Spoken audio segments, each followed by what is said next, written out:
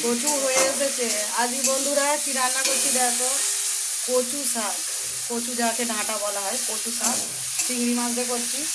তো এই কচুটা আজ 3 থেকে 4 দিন আগে তোলা হয়েছিল, মানে বড়দা তুলে নিয়ে এসেছিলো, তো নিরামিষের জন্য রান্না করা হয়নি, তো আজকের করা হয়েছে।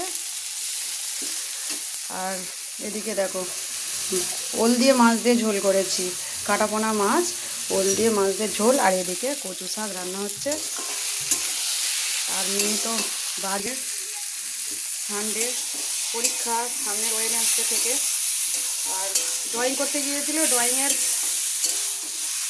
কাজ হচ্ছে তুলে নিয়ে চলে এসেছে, বাড়ি এসে সেগুলো করলো। এবারে খাওয়া দাওয়া করে ম্যাগি করে দিয়েছিলাম, ম্যাগি খেলো। আর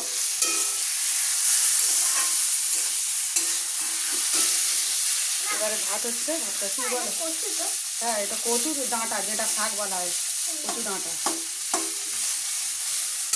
তো কচু ডাঁটার শাক চিংড়ি মাছ দিয়ে কালো জিরে দিয়ে খেতে কারা ভালোবাসো অবশ্যই কমেন্ট করে জানাবে। আর তোমরা কীভাবে রান্না করো কচু ডাঁটা, কচু শাক অবশ্যই জানিও। এদিকে আমার কচু শাকটা পুরো শুকনো শুকনো করেছি।